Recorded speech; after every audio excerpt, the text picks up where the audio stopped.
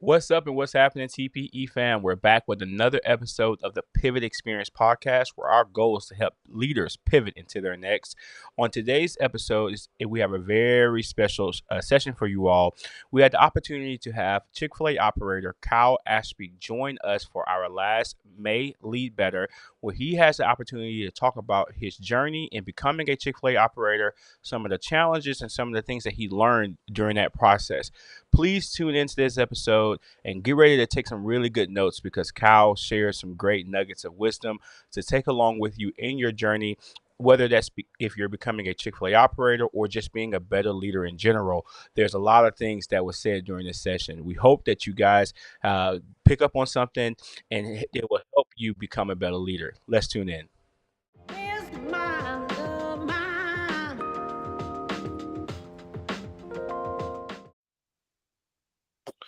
All right, let's go ahead and get started. For those who are going to be coming in late, we'll get them admitted in. For those of you who are here, I want to be as respectful of your time as possible. Thank you guys so much for joining this month's Lead Better. Lead Better is TPE's free virtual sessions that we host every month to let people get a glimpse of what leadership development looks like and what we do from a leadership coaching and development standpoint. This Lead Better is a very special Lead Better. We have a Chick-fil-A operator on the line today. But before we get into the formal introduction of him, I want to let you guys know that this meeting is recorded. And so we record for additional training purposes for us, and we also use the recording for promotional material. And if you guys can do me a favor, look at the chat function and then put where you're from in the chat. We want to know where you guys are connecting with us from. So if you don't mind using the chat function to put where you are from there. Also, any questions that you have during the course of this conversation, please use that chat function and we'll do our very best for sure at the end to try to address them. But we also will try to address them if we feel that they are timely during the course of our conversation. And so I've got a young man that I've had the pleasure of knowing maybe close to a year now, not quite a year, but we're getting there. He is I want to say he's a Texas native, and he is a part of the Chick-fil-A family. He is an operator that is near our town here in the metropolis, the booming metropolis of Orange, Texas. In the boom town. I am talking about Chick-fil-A operator Kyle Ashby. He has taken some time out to share his story with us and trying to help people bridge the gap between where they are currently and where they're trying to get to in their career. A lot of you guys who are participating in this, either you want to have a long-term career with Chick-fil-A or just want to become a better leader in general. So I think this conversation that we're going to have today is going to help with either of those lanes, depending on what you want to do. So Kyle, thank you so much for joining us. Yeah. I understand that you're out of town, so the dedication to helping people is huge here. Thank you. Yeah, absolutely. I wouldn't miss this for the world. Okay, appreciate it, man. So I just want to kind of just kick this conversation off is how has it been being an operator in Orange, Texas? Like how is Orange, Texas treating you? Man, it has been a blessing. So first off, I want to start with something that I don't think a lot of people know. I was actually born in Beaumont. So shout out to my Chick-fil-A Beaumont people. Didn't live here for super long originally, but I'm glad to be back. Orange, Texas is treating me great. If Friday Night Lights was like a town, I definitely think that would be Orange, Texas. I've been so grateful. I mean, like, I can sit here all day and talk about the business has been great, but I think that's the smallest thing that I would even speak of. It's just the people's great. There's a very involved mayor, he's become my friend. Great teachers and just people who work for the city come to the restaurant all the time. So it's been great just to be accepted into the town. I mean, like you said, I've only been the operator there for 7 months. I've been in the community about 9 months. And so for them to open their arms wide open to some knucklehead that moved from Austin to come run this chicken shack has been nothing short of a blessing for me and my family. Awesome. I'm glad. The mayor there is a pretty cool guy. I've had the opportunities of meeting him. And yeah, Larry's great. Yeah, Larry. Yeah, Larry Spears. We have a good rapport, and so I'm glad that you said Friday Night Lights before you came along. Well, before that restaurant came along, we did a lot of catering in that area, and so I know LCM and all those guys, Yeah, all of those schools are very competitive. So I think you hit the nail on the head on that. And so course. I think we have something of note in the chat that we can interrupt our already interrupting our questions. And again, Come for on. those of you who are out there, please put those questions in the chat. We'll love to hear them. There's someone asking, what is your why? Why did you want to become a Chick-fil-A operator? Yeah, so it comes down to me for two things. So influence and income. Very like briefly on both of those. Grew up in a very loving household. My parents are awesome. And like many of us who live on the Texas coast, we're very familiar with chemical plant life, refinery life, oil and gas. That's all I knew. So my dad, family, cousins, everybody I knew worked in it. And I got to see my whole family. When times are good, it's really good. And when times are really bad, it's bad. And so I got to see my dad laid off 8 times from different companies for different reasons, mainly to do with just the price of the barrel of oil. And so for me, I knew I wanted to have my own, control my family's destiny when it came to financial stability, and wanted to pursue entrepreneurship and owning my own business. Now, at the time, I did not know that that was going to be a Chick-fil-A. And then going back, and I'm sure we'll get like further into my story, but there was a small time in college, played football at the University of Texas, and I received a scholarship. So in college terms, I reached financial freedom, if you will, if you can call that, for being a college student, right? I had all my bills paid, my tuition was paid, and my rent was covered. That's financial freedom as a college student. And I realized, like, hey, there's got to be more to this. Like, this is cool. My bills are taken care of, but like, my purpose, if God's put breath in my lungs this morning and I'm going to be here for another 80 years, I got to wake up and do something that's more purposeful, more impactful, like, than just like sit here and collect this check. Right. So that I learned that very on. I'm very thankful. I learned that lesson very on in college. And how I did that in college was by mentoring other athletes. I'm a very mediocre athlete myself, but I was a very good coach. And I could coach a young fellow and teammate of mine to be able to run down on special teams or defense and be able to have an impact on the team. So for me, the influence is the first thing. This is how I grew. The income was the first piece, in my why. And then that influence piece is what I really learned in college, that like kept me showing up, kept me engaged, kept me just really like something I was really passionate about. So those are the two things for my why. Okay, income and influence. And I guess a lot of times people are afraid to be that outright about their why. And I like the fact that you were upfront about it.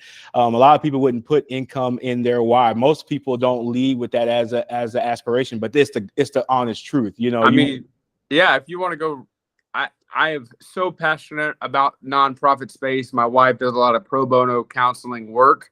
We're very faithful in giving to our church and different things, and there's a place in that for everybody, and I think that's fantastic work. But at the end of the day, we are not a nonprofit; we are a business. And True Cathy said that himself. So for me, it's like, hey, like, I'm here to run a great business. I'm here to love on people, and a lot of times, my generosity, both inside the restaurant, outside the restaurant, is predicated on our financial stability. So, like, first and foremost, I got to show up every day and run a great business. And then my generosity, both personally and professionally, is going to stem from that financial success. Okay, so someone our guest here, Pierre, he wanted to add on to maybe expanding on the influence piece of your why. Like, what type of influence are you pursuing? And I think that's somewhere in our questioning. I mean, we can definitely touch on it now and then get back to it in a little bit more detail as we continue the conversation. But go ahead, Absolutely. though. So for me, my mantra at Orange, Texas. So if I refer to Orange, I'm referring to my restaurant, Orange FSU, right there at I-10 and US 87. So if you're going to Rosemary Beach or Lake Charles Casino, stop by and see me. But our mantra there is we want to be Orange's best stepping stone, or Orange County's best stepping stone. And so what does that mean? We're surrounded by chemical plants. We're surrounded by a decent amount of economic growth, especially for a town of 20,000 people. I do not expect people to work for me for 30, 40 years. If they want to, amazing. I'll probably have 3 or 4 people who do work for me for 5-10 year period. And if they want to do that, that's great. And it's my job as a business owner to create an environment which they can thrive and support their family to do so. But for, I have 86 employees. So if I have 3 stay with me long term, the other 85 people, and we're going to eventually grow and scale our business to where we have 100 to 120 employees. The other 100 employees that I have, they're going to go be great process operators of the plant. They're going to go be nurses, teachers, coaches, everything in between. The list is very long. So for me, I want to give and equip each one of my leaders, team members, whatever it may be, with the skills to say that Chick-fil-A Orange left an impact on them, and they became a better person and gained the skills to be able to thrive in whatever avenue later on that their heart and mind was set on. No, I love that. And I think that it's crazy for me to hear you say that, because my operator, I remember when I first started working for Robert here in Beaumont when I was 14, and one of the things he said that this job should be the last job until you get to your career job. So I think that, even 20 years later, hearing an operator echo that same sentiment, I think speaks to what the brand is and kind of what the brand wants their operators to represent. I love that. Yeah. So let's talk about, your initial experience as an operator. You did something, and I think some of the leaders online probably have experienced this in some effect, maybe not to the same effect as you, but you took over an existing operation, operation that already had leaders, already had staff, already had good habits, already had bad habits. Talk through that transition from LDP to taking over an existing operation, and what opportunities and challenges did you have in those first months? Yeah. So for me, this is an easier question because I got exactly what I wanted. Like I said, I was born in Beaumont, but from the area. I lived in Lake Jackson, so about an hour and a half away.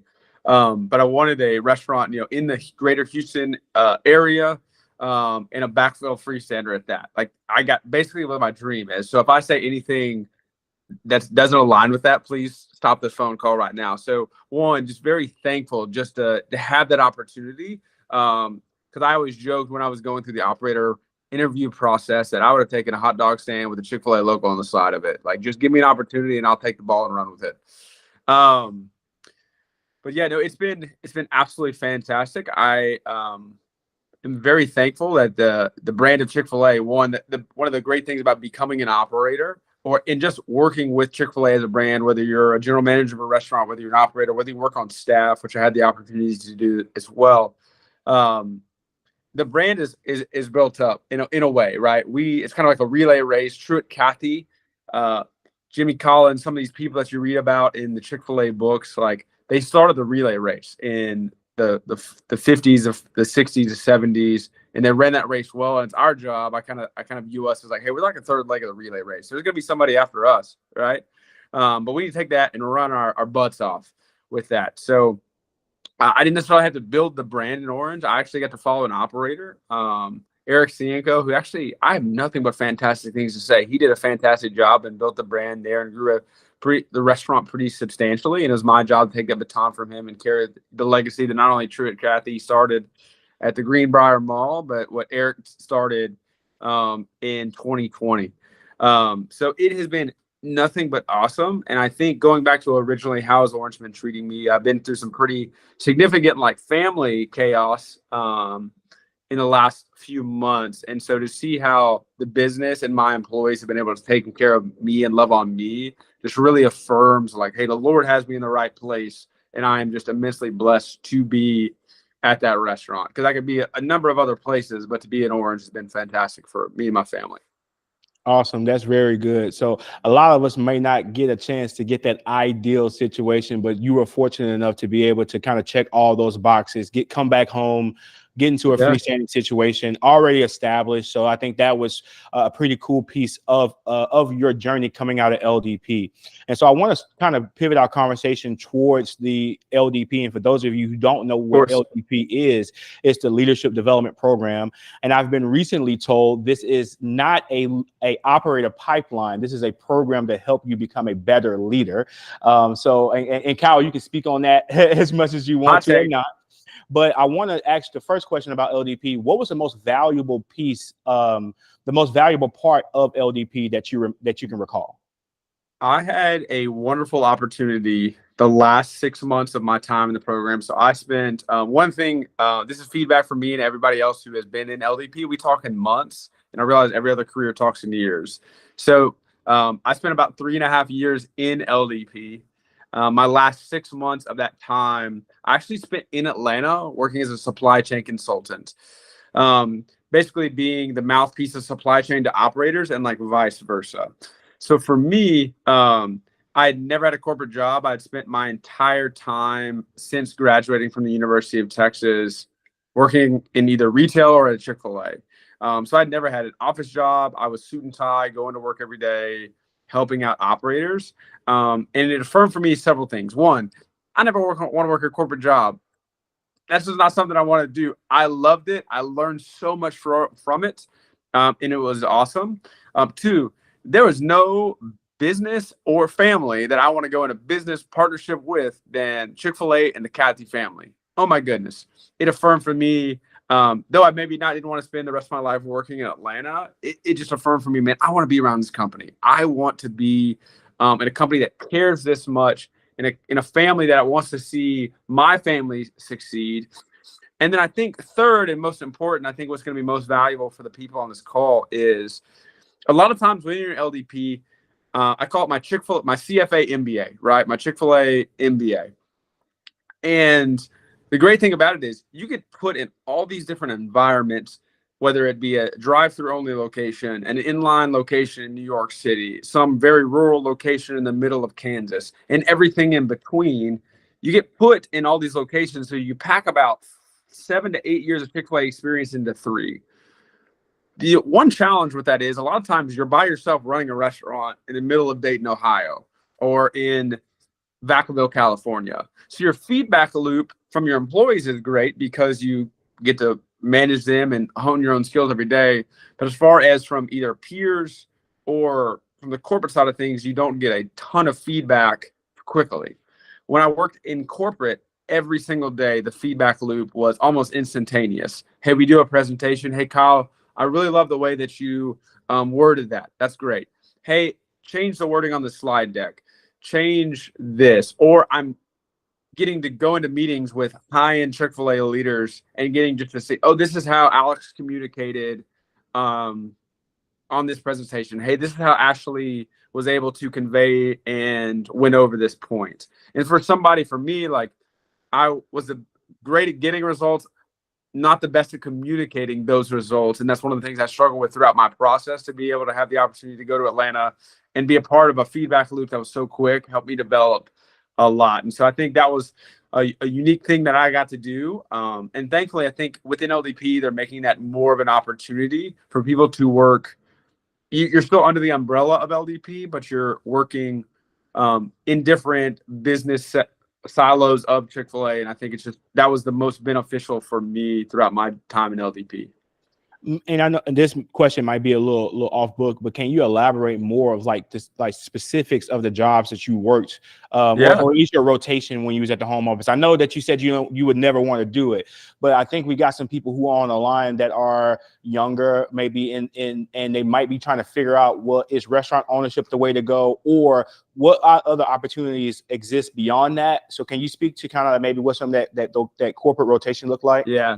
Of course. And again, like I want to reiterate, like, and further questions will probably expose this and show you this, but my strengths and my skills and my passions align with being an entrepreneur, being an operator, being inside the restaurant with the hustle and the bustle. But man, like if there's a megaphone that I can yell into to talk about, like if you're going to work for a company and a big corporation, like Chick-fil-A is the place to do it. It was awesome from not only a culture of fun, not only a culture of better together, like they live out day to day all these principles that you hear in the books, in the Wall Street Journal articles. Like they legitimately do that. So what did I specifically do? So I was a supply chain consultant. So basically, there's about 15 of them, and they support different regions. So every supply chain consultant worked like on a specific region. So I'll just use Texas as an example because a lot of us here are from Texas. So I supported a guy, and I supported everyone on the team, but I supported a guy, and he supported Texas. So one of the crazy things about in any fast food company, not just Chick-fil-A, but McDonald's, Subway, anybody, they partner with distribution centers. So a big one in Texas is McLean. You might have MBM. There's many others, Martin Brower, throughout the country that we partner with. So Houston, we use McLean, right? So we partner with McLean Distribution. How are they setting their drivers up for success? How are we serving operator needs, right? And to that also, McLean gets product from where, right? How are we auditing Tyson's Chicken to make sure they're ensuring that we are being the world's most caring company by giving safe, great food? These produce companies that we get our produce from, how are we helping them sustain and maintain great delivery mechanisms? And so what I did primarily is a lot of these people on his team had fantastic experience from all across the country in consulting. One person worked from Target, one person was a restaurateur himself, and everywhere in between. And I kind of got to say, hey, I've worked in restaurants. I've managed 17-year-olds who are ultimately going to execute on these principles that we're sitting in a room here. How can we make this easier for restaurants and ultimately operators to be able to execute on? So I was kind of the mouthpiece for like the day-to-day operations for this team and help them to take this high-level things that they were coming up with that were ultimately going to help the operator and how a team member could actually understand them. Awesome. And I think a lot of times what's lost or what people might look at from the outside looking in, the support center is full of people who have an idea of, one, they come from other industry, right? Where they bring that expertise in, but they also are very careful. And I've seen Chick-fil-A do this over the last maybe 20 years. They've gotten really good at making sure they hear from the restaurant and getting realistic feedback about. And so you just kind of gave us a peek into how they go about doing that, you know, so I appreciate that. We got a couple of questions in the chat. Giovanna, if you would unmute and go ahead and ask your question directly to Kyle, if you don't mind. So I put in the chat, Kyle, and I'll kind of expound on this a little bit. You said you struggled with communication and got a lot of feedback around it. What were your key takeaways from that feedback? I think that's something something I've seen with people who want to apply for LVP or apply to be an operator. They struggle with communicating their why, communicating their story, communicating their results. And I think that's a key thing that you have to be able to do in order to get into the program or even get into the operator pool. And so what was some of that feedback that you got, and like, what were your key takeaways? Yeah, so I'm going to back out a little further and kind of explain just a little background on Kyle, and that's going to help you understand like why I got this head feedback and then like what I did to like address it.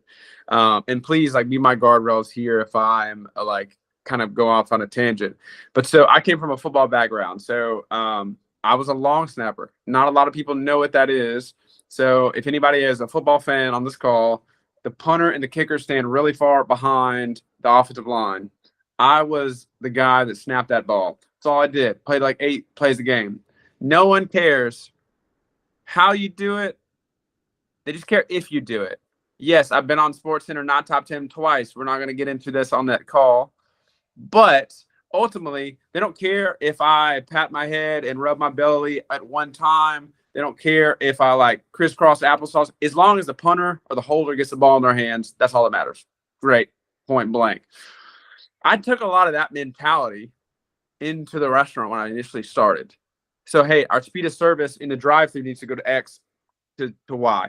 Great. We got to add an order taker. We got to do this. I'm going to get outside and say, hey, thank you for choosing Chick-fil-A. How can I get a name for that order? Can I start? On goes the list, right? Hey, we need to lower food costs. Boom. I'm going to be the one to do it. So my operator, if you talk to him, I think he's a fantastic guy, and I'm so grateful for him. Ken Massey in Austin, Texas, is a multi-unit guy there. He would classify me lovingly as a bull in a china cabinet. I was the guy that was going to go out and get the results, but communicate them. My results could communicate like for themselves. That's what I always thought, right? Like, hey, when I was in football, the results communicated for themselves. Like, hey, if the ball is right here, great. If the ball is through the back of the end zone, fire me. Great. And I remember, and again, this leadership consultancy and podcast is called The Pivotal Experience. So I'll tell you a pivotal experience I had in part of the communication piece. I went into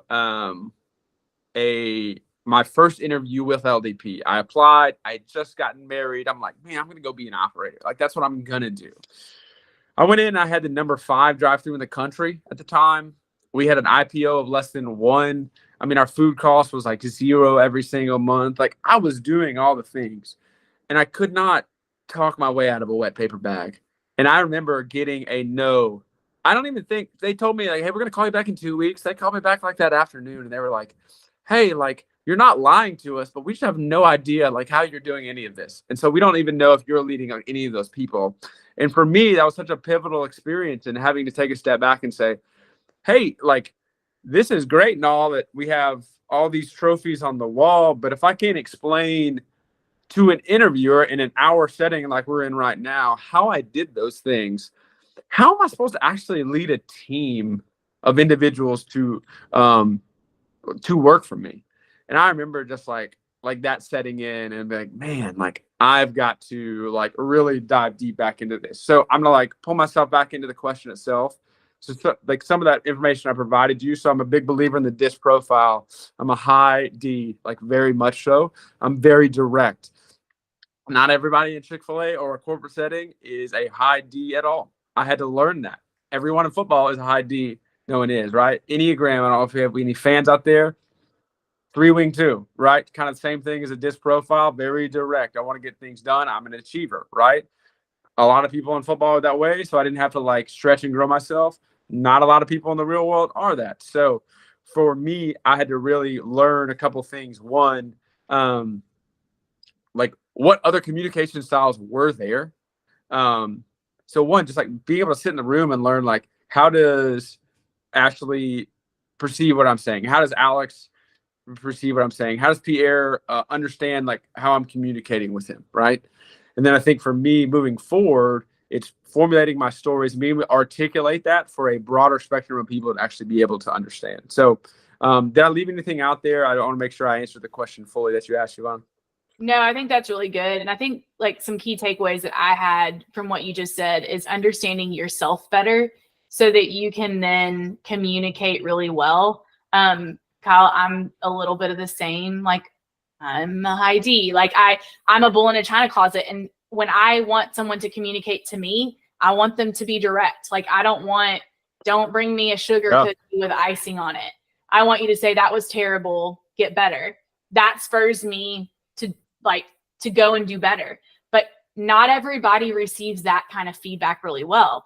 And so I think you have to understand yourself. So the DISC assessment, the Enneagram, like those assessments are key. And I'm going to kind of throw this back at you, but like, you know, anybody on the call who wants to be an operator or wants to go into LDP, the first thing that I feel like that you need to do in order to make that happen is understand who you are so that you can be that influence piece. And so like my second question to kind of go along with that, what spurred you to take those assessments so that you could understand yourself better, so that you could like push past, I would say, communication, but also just all the things that go into leading people really well? Yeah, I think first and foremost, my operator was probably going to fire me if I didn't get better. If I'm just being real honest, being real transparent, like and again, like my operator is similar to a lot of operators out there, been around the game for 20 years, was multi-unit. He had a great organization, and he was like graciously letting me be a leader in his organization. I didn't have to be there, right? Like, it wasn't like he needed me to, no. Like, let's get this straight. It was a blessing that I got to be here.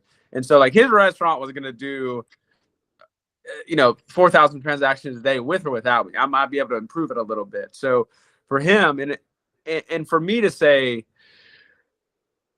understand, like, hey, we're all born with like natural skills, but that's only going to get us so far. And so like, if I'm going to get where I want to go, I'm a big believer in like mapping out like what you want your 30s, 40s, 50s to look like. 60s, 70s. I mean, I don't know how old everybody's on this call, but at the time that I was kind of in this reflection mode, I was 24, 25. And for me and my wife, we had just gotten married, and we sat down a ton and just said like, hey, what do we want? And I think that kind of goes to our question of like, both personally and professionally, like, what do I want? who am I? What do I care about? You know, that's going to guide you if you want to be an operator, you want to work on staff, you want to work in nonprofits, right? Like, what kind of operator are you going to be? What kind of leader are you going to be? What kind of husband, wife, what kind of spouse are you going to be? All these questions, right? So I think not only does asking these questions are going to help you in an interview setting if you're pursuing LDP, operator, these things, but I think it's going to make your marriage better. I think it's going to make your relationships at home better, right? Your relationships with your friends and just like your overall life experience. So for us, we really got very clear with what we wanted our 30s, 40s, and 50s to look like. And then I said, okay, like, this is what we want it to look like. Currently, I'm here. I want to get here, but I got to span this bridge right here. And then to do that, you know, we decided that pursuing LDP was the best thing for us. Well, to get an LDP, I got this instant feedback of like, hey, we have no idea how you communicate or how are you actually getting these results because you're not communicating well with us. First things first, it's like, okay, I got to understand that. So going to operators, going to like the leaders that I led, having to ask questions of, hey, Alex, like, what am I really bad at? And then being able to be mature enough and sit back and just whatever they say and know that you've asked a question. The purpose of this is for you to get better. So if Alex delivers some hard truth to you, then you got to be okay with it. You got to work on it, right? Alex may say like, hey, you just don't articulate well, so just talk slower because you talk fast, right? And he may just give you a few things to clean up. Hey, maybe attend a Toastmasters class and you just clean up some of that communication. But he might also tell you like, hey, you're an arrogant every time you lead. And to be honest with you, no one really wants to listen to you. And there's a times when I got that feedback and I said, okay. And then you yourself have to do the work and say, okay, deep down, like, I know I'm not trying to be arrogant, but perception is reality. And a lot of times how I showed up and how I communicated, I hadn't done the work to show up well, how I was internally meaning to.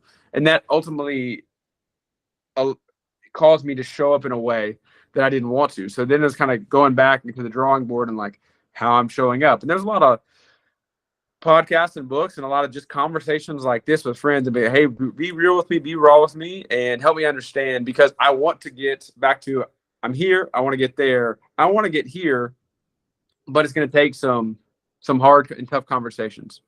I think too with that, like, just understanding that, like, with assessments and with, you know, finding out who you are, that doesn't mean that's who you have to be. That's your natural tendency, right?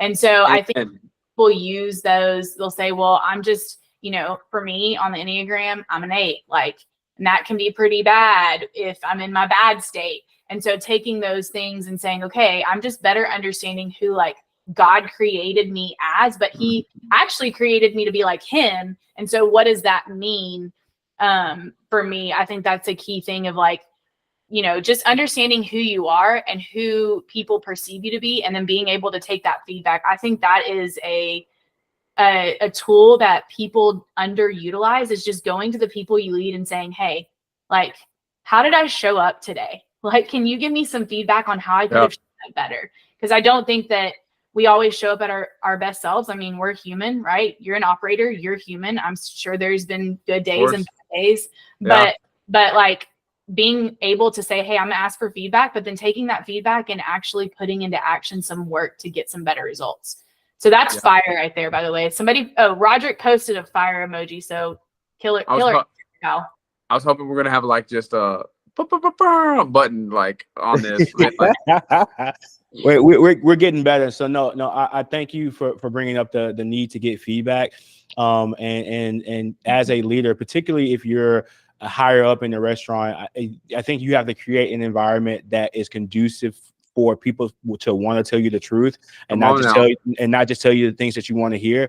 And so I really do think that's the key to it. A lot of times, you know, all of us, Giovanna, me, Ashley, Neff, and other people here, you know, if you're rolling in a GM or director of operations type of role, people are going to be reluctant to tell you the truth because if they're fearful of where their status is going to be with you after they tell you the truth. So if you're listening to this, Kyle hit the nail on the head, Giovanna hit the nail on the head, but you got to make sure also that the environment is conducive to them telling you the truth. Now, I want to say that we've got a lot of questions in the chat. And Ashley, I want you to do me a favor. At the 45-minute mark, will you facilitate kind of those questions when we get there, so we can kind of keep moving forward. But awesome dialogue, great questions so far. I want to let you guys know we're not going to miss those. We're going to get those toward the end if we have more time to. What is something, Kyle, that you've been proud that you've been able to accomplish in your restaurant so far? You say you've been running it for 7 months. What is something that's jumped off the page for you as an operator that you've been able to accomplish? So we've been able to promote 7 leaders while I've been there. Huge. 7 months, 7 leaders has been fantastic. But I think the thing that I'm more proud about was every single leader that started with me. I transitioned October 1st of this past year. Every leader is still with me except for one, and he got a job that was a significant raise for him in an industry that he'd been working for a long time to pursue, and we helped him get his resume ready to go to. So I have been able to retain all my leaders, with the exception of that one, and he's doing something that he's passionate about. So I think we can point to food safety and profit and all these kind of things. But I think for me, it's like, hey, we income and influence, right? Like, what's the influence piece like, and being able to like create those environments where people like, hey, want to stay and work for me. There's 4 or 5 Chick-fil-A's within driving distance around my location. People could easily go work for any of those, but to be able to create those environments for those people is something I've been super proud of. And hey, the work still continues, so I got to show up tomorrow and continue to facilitate those environments. But we're very proud of that at Orange. What would you say is the catalyst for creating that type of environment? I think you spoke to something that a lot of people probably are going to endure if they're going to go through LDP or in transition and taking over an existing operation. What do you think is the core elements that you employ to help keep those leaders? I don't know if that's a loaded question or not, but no, absolutely. Because you can't just pay people more money. There's a certain point where like, hey, if the job is bad, like if you're just an absolute jerk, they're not going to show up, even if you pay them $1 million, right? Like to a certain extent, right? I'm very grateful for LDP. Again, here's me like sounding the bullhorn and being thankful that I had the opportunity to do LDP. For those of you familiar with the leadership development program, the interim manager side, I ran 9 different restaurants during that time. So I got to practice, and like basically what it is you show up randomly to a restaurant, your name shows up on a schedule, you fly out and you show up and you just have to lead a team of an existing Chick-fil-A. So I get 9 reps of that basically. And one of the things I learned during that time that I applied to my restaurant is like just radical transparency. Like, hey, here's what I'm trying to do as an operator in my restaurant. I wish I was in my restaurant, but we'd probably be very distracted if we were in my restaurant right now, right? And again, thank you all for all being here on Sunday, by the way. But in our restaurant, we have a newspaper article behind me, and it's this big, and it's written in 2027, and it states like what we're known for at our restaurant in Orange, right? So some of the things like being Orange best stepping stone, right? It says like, hey, we're gonna do this much in sales in 2026, right? Hey, we're gonna do this much in profit. Hey, this is what we're going to give, right? We're going to take this many trips to Atlanta per year. Like, hey, I have a really good friend, Jeremy Sedevant, is an operator in Atlanta. Hey, we're going to partner with him and do these wind-shaped missions together, right? And it just says like, hey, this is what we're going to do. And this is a roadmap. And there's a fantastic book I got this from. It's called The Vivid Vision. It's like a 100-page read off of Amazon. But for me, that radical transparency, like, hey, when you come and meet with me in my office, like, there's a whole article. Like, this is where we're headed. This is our North Star. So for me, this is where I'm trying to head, right?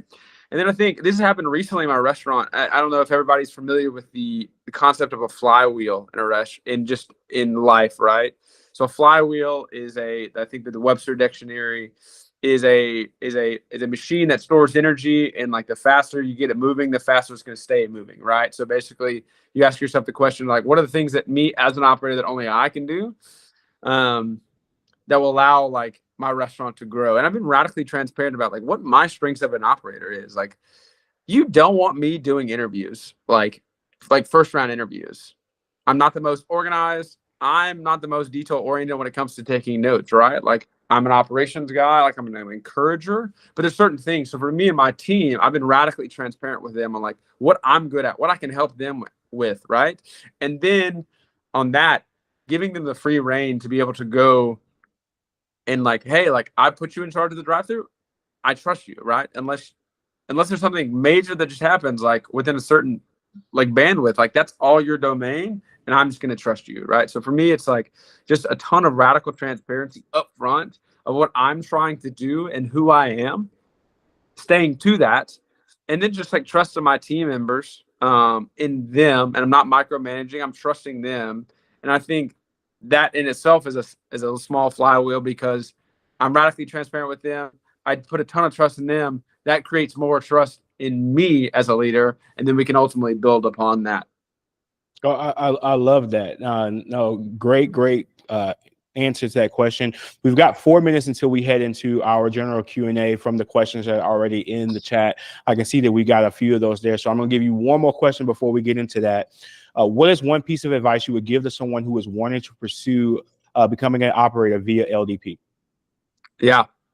The work counts the first day you show up in Atlanta.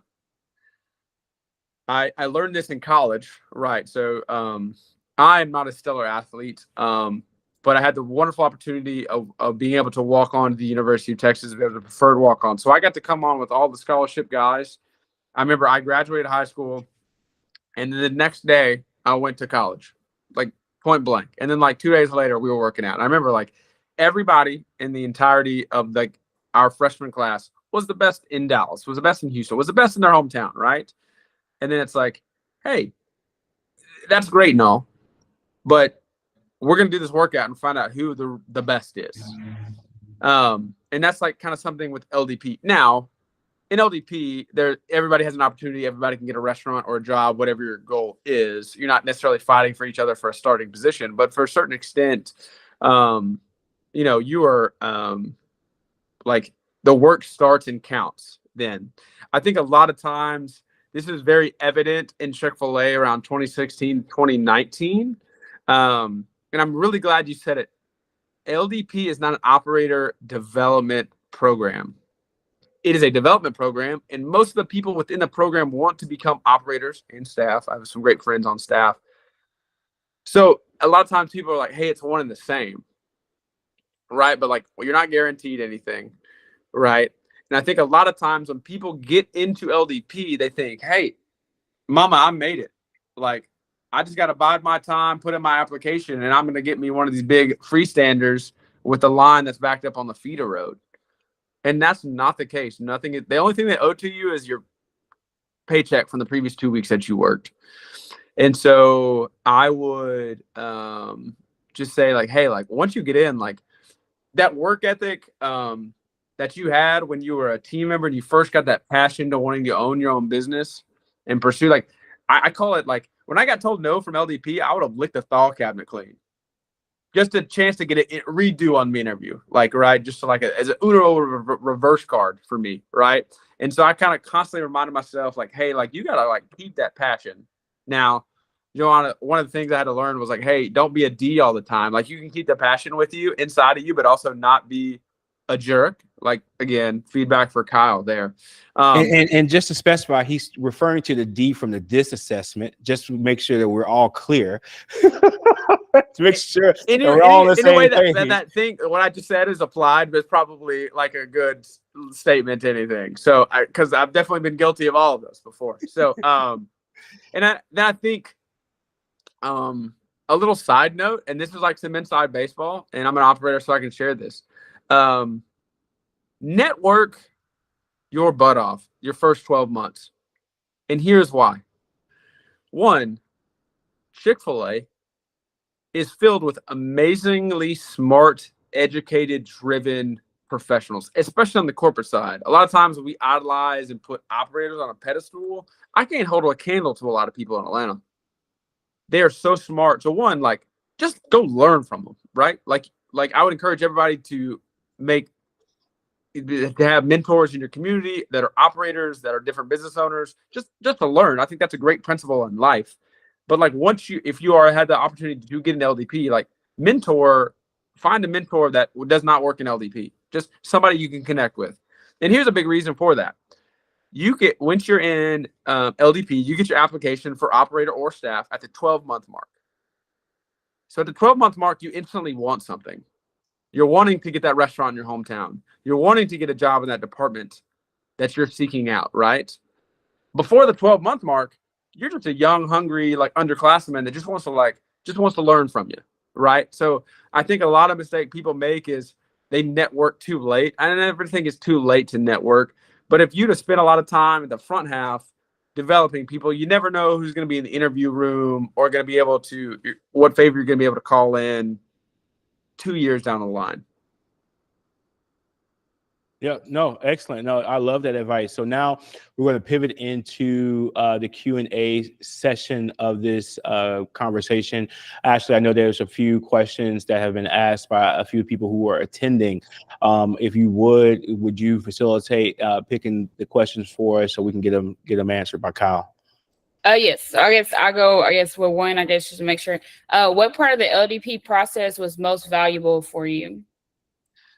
Yeah, I think for me, it's back to that staff rotation, right? I think initially, right? So like for those of you, a brief explanation of LDP, for those of you who don't know, there's two sides. An interim manager, which you're running pre-existing restaurants for operators who passed away, who's retired, who are no longer with Chick-fil-A, basically acting as a general manager or an operator, interim operator of sense, getting those reps. The second side of LDP is GOS, which is grand opening supervisor. So you're coming along somebody who has been selected as an operator and helping them open up their franchise location. So you're helping them hire, train staff, everything in between, and really influencing them and helping them make the best decisions in order to be able to open up a successful, profitable, impactful Chick-fil-A franchise, right? So that's the two portions. And then every now and then, and they're making this become more of a thing, but you get to do what I call staff rotation, meaning I got to go work on staff.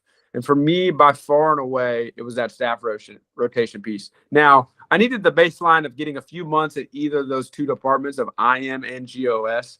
But again, like I explained earlier, just the feedback loops or relationships that I was able to build. And for me, like, I was very comfortable in the restaurant. Up until that time I had a staff rotation. I had spent 6.5 years in the restaurant. I could blindfoldedly run that thing. Now, there's a little of my humility there, right? But there's always something we can learn. But for me, it was a total 180 and putting myself in somewhere where I was not comfortable. And I think that fostered a ton of growth in myself during that time in LDP. Love that. And then I guess the next one is, how did you make the decision to go through LDP versus applying directly? And if LDP didn't exist, how would you pursue to be an operator? Will be different. Okay, so I'm going to make the assumption that I'm doing that in 2024, right? Because I can't go back to, Truett Sunday School class in like the 80s at Robert Hinkle. But Yeah.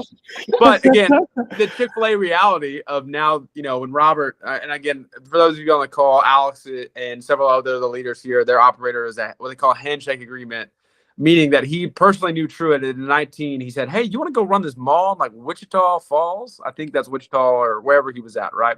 Yeah. And he said, "Sure." And the opportunity wasn't what you see it today, right? So people like Robert have really built the brand. But for me, I'm going to make the assumption that we're talking in 2024 terms, right? Because we can't go back in the past. So again, the first part of the question was why LDP?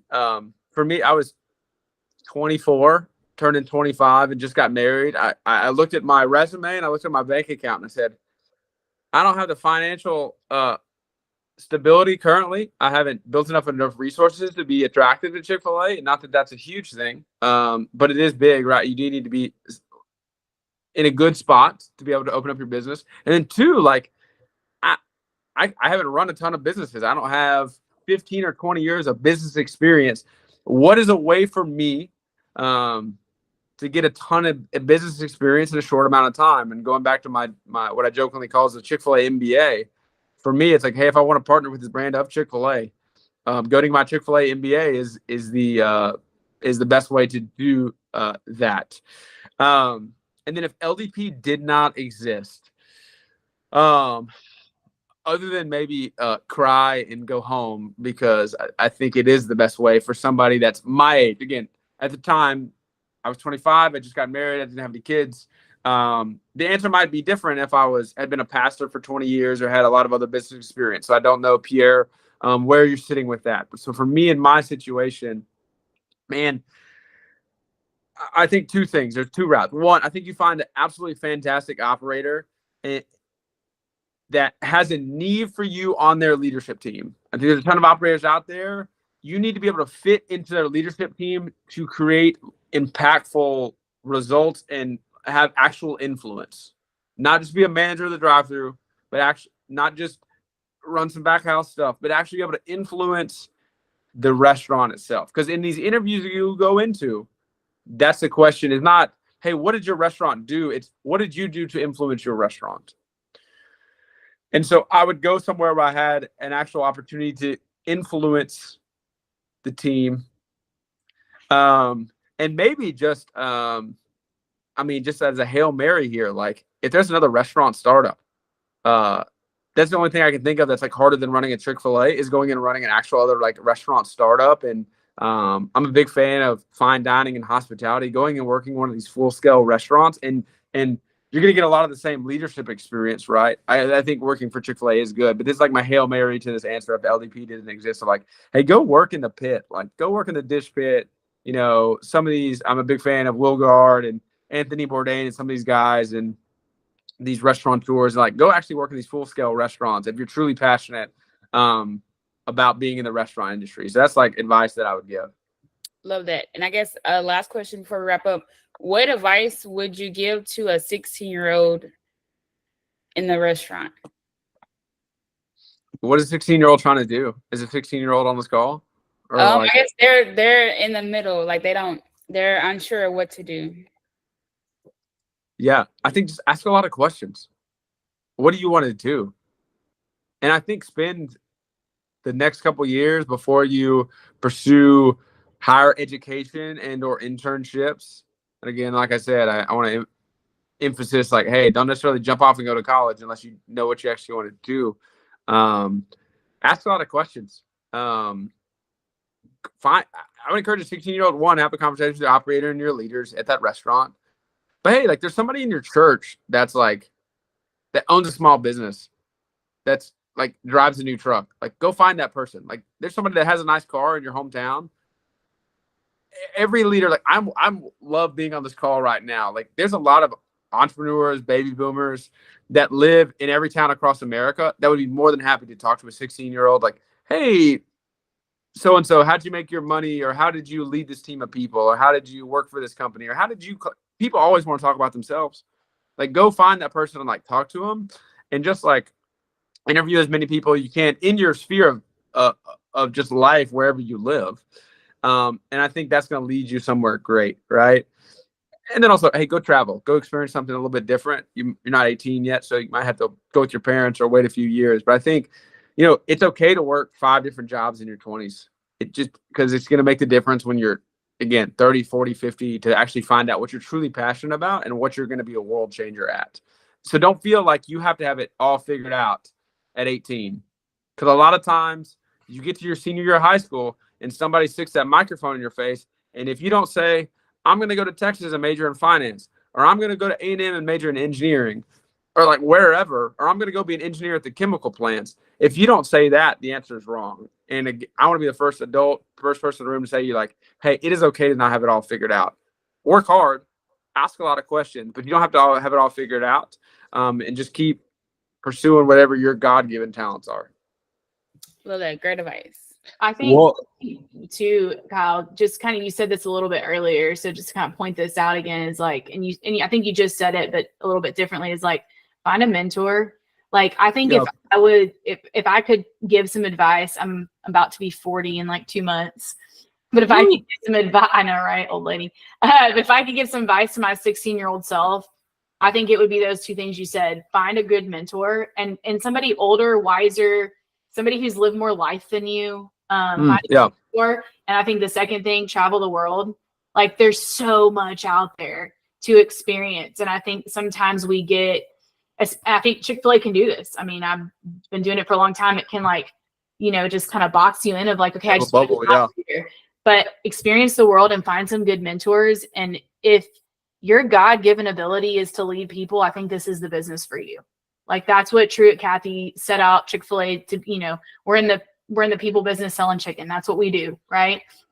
But I think there's sometimes these people who say, I want to be an operator, I want to go into LDP, and those aren't their God-given abilities, and they struggle with that. I actually had somebody in our restaurant that like wanted to go into LDP, and I was like, that ultimately took us 2 years, but it's like your God-given ability is something else, and that doesn't make you less than. Like that does not mean that you're not a successful individual.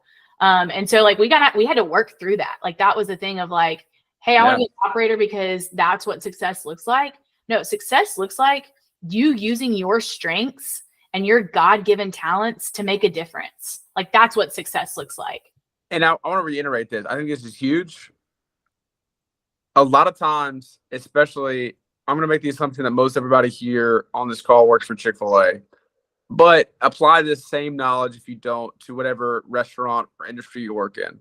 A lot of times, people, cream rises to the crop, right? You go work Chick-fil-A, you like it because it's friendly, or they have a good schedule, or the pay is good. And so you work hard, you become a trainer, right? And then you're a good trainer because you're driven or whatever. And then you become a manager. And then you graduate high school and you start college. And you like work hard and you develop a relationship with your operator, you're providing more value, and then you become a director, right? And you keep working. And I see this cycle so often where you keep moving up the ladder. And the answer is like, hey, what do you want to do? It's like, hey, I want to be the GM. Or, hey, I want to be the director of this. And then once you get to like the director or the GM level, somebody asks you, hey, what do you want to do? And you say, hey, I guess I want to do LDP and be an operator because that's like the next thing, right? That's not always the answer. I've been literally guilty of this. I think I maybe asked Alice this one time. I know I asked Rod this. But I've been in restaurants where like mistakenly, I just like ask people like, hey, what do you want to do? And it's like me as an operator asking, and they just say, oh, I want to be an operator. Like, is that actually what you want to do? Right? Like that does not have to be the answer. You might want to be a musician. You might want to be a world changer in some different facet that I don't even know about. I would love to hear about it. Right? But don't limit yourself to just the restaurant. The restaurant's awesome. I want to do this for the next 40 years. But I think the answer isn't always be operator, isn't always LDP. It's a great answer. But like we're saying, like, I think you just don't catch yourself up in that silo of just like the next thing on the ladder is the answer that I'm going to give. Actually answer what you're passionate, what you feel like your calling is for. And if you don't know your calling, find a mentor. It's okay to say, hey, I don't know. It's okay to take some time, right? Especially if we're in our 20s, we're in our 30s. I think there's plenty of life for us to live to be able to find those answers. No, I appreciate all the words of wisdom you have shared so far, Kyle. Thank you for Giovanna, Ashley, everyone else, Pierre, Kyron, all the people who had an opportunity to participate in this conversation. Kyle, did you have any parting words before we close out? Yeah, I got some. This is some football words, but I always had a coach that would say, "Stay low and keep your feet driving." And I always think that's funny. And not a lot of people understand that outside of a football context. What that means is, hey, like in football, the low man wins, meaning like if I'm low, if my center of gravity is low, I'm going to be able to drive with my legs and push. And then, hey, the person who stops driving their feet is going to be the person that loses. So you got to keep moving forward. And for me, I actually got this interview question in my operator pursuit was, hey, when was the last time you had a freezer moment? And again, I'm in a suit and tie, and I think maybe the collar was choking me a little bit too much. I didn't understand what they were saying, but what they were implying was, when was the last time you had a freezer moment? Means, hey, when was the last time the freezer is like the soundproof and stormproof place in the restaurant? When was the last time you went in there and just like cussed at yourself, or had to like curse at God, or you had to just like emotionally break down, whatever that is for you, because you needed a second, because whatever was going on in your day was so frustrating, and it could be personal, it could be professional, but you just had to go and just like take some time for yourself in the freezer. And for me, it's like that stay low and keep your feet driving is so important, especially in our industry. Because there are going to be times when you get told no for LDP and you got to go back to the starting ground, right? Like you're not going to get the interview, right? You're not going to get promoted, and your operator is going to give you feedback and say, hey, you're a little bit arrogant and you need to be at work on communicate better, right? You're going to get told no for restaurant opportunities. Orange is the 4th restaurant I interviewed for. Blessed to be here, right? But you know, that first interview I went into, I thought I was going to get it, right? Little did I know it was going to take another 4 interviews, right? There were some days when I hadn't seen my wife in 12 weeks because I was in Dayton, Ohio, right? Like, and I was 1,000 miles away from home, and you know, I really wanted to see her and spend time with her, but I had to stay low and keep my feet driving because my family had a dream. So, one piece of feedback: there's going to be times when the going's going to get tough and you have to stay low and keep your feet driving. Love that. Love that. Thank you, guys. Thank you, Kyle. If everyone here that's left on the line, could you put a 1 in the chat just as a nod of appreciation for Kyle spending some time with us today? This is our operator series. Our goal for bringing on Kyle and hopefully other operators. Maybe I'll lean on Kyle to help me facilitate some things. But having operators come in, share their stories, share the things that they've done well, share the opportunities, the challenges they have seen. Hopefully something has been said that will help you in your journey into becoming a better leader. Next month, we'll have another Lead Better. The event is already available for this on June 30th. We're going to be talking about systems and processes again. Giovanna and I will be hosting that Q&A style system and processes. And so you guys can go to tpenow.com and sign up for that right here, right now. Kyle, thank you so much for today. I will be connecting with you on multiple fronts for multiple things here pretty soon. So we'll chat some more. Thank you so much. Thank you guys for tuning in, and this will conclude this Lead Better. Again, go to tpenow.com and sign up for the next one. Also, this is also available in Spanish. And for those of you who see Neff on the line, we will have Spanish-driven Lead Betters. He led the first one earlier in the month, and I can't wait for him to do it again. So thank you guys so much for tuning in, and we'll see you guys next time. Tap into the Pivot Experience, where we help young, hungry entrepreneurs